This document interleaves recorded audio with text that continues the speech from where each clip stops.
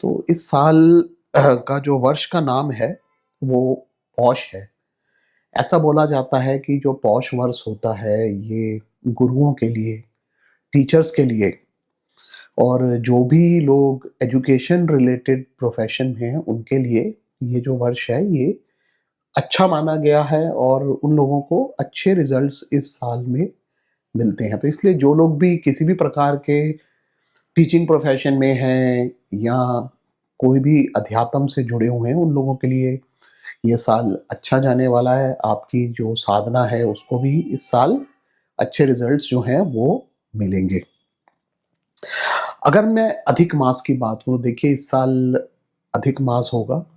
जैसे हर 3 साल के बाद अधिक मास जोड़ा जाता है, तो इस बार जो अधिक मास है, वो ज्येष्ठ मास जो है, वो जोड़ा जाएगा और ऐसा माना जाता है कि जब भी अधिक मास ज्येष्ठ हो, तो जो वो वर्ष है, वो शासक जो हैं, जो हमारे गवर्न करते हैं देश को, उन लोगों के लिए इतना अच्छा नहीं होता है और ऐसा शास्त्र बोलते हैं कि जो शासक हैं, उनका ध्वंस हो जाता है। यानी ओवरऑल बहुत सारे आपको वर्ल्ड में जो सत्ताएँ हैं, वो उनमें परिवर्तन देखने को मिल सकता है। इनफैक्ट एक तो आप अभी देख ही रहे हैं, जो ईरान और अमेरिका का युद्ध जो है चल रहा है, जिसके बारे में हमने अपने चंद्र ग्रहण की कुंडली में ऑलरेडी बात करी भी थी।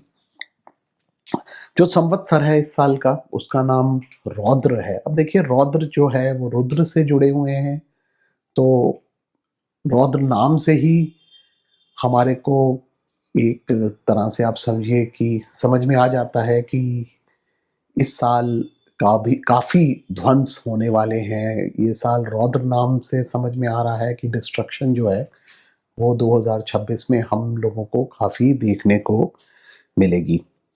रौद्र वर्ष के बारे में शास्त्र ये भी बोलते हैं कि इस साल जो राजा होते हैं, वो कठोर नियम लागू करते हैं, जिस वजह से जो प्रजा है, वो विरोध पर उतारू हो जाती है। तो इसलिए ये सारी चीज़ों को देखकर हमारे को ये बात तो समझ आती है कि कुछ न कुछ आंदोलन, विरोध, प्रदर्शन, इस तरह की चीज़ें हमारे को इस वर्ष में देखने को मिलेंगी। जैसे हमने पिछले साल में भी देखा था, भारत के आस-पास के कुछ राज्यों में आपको विरोध प्रदर्शन मिले थे।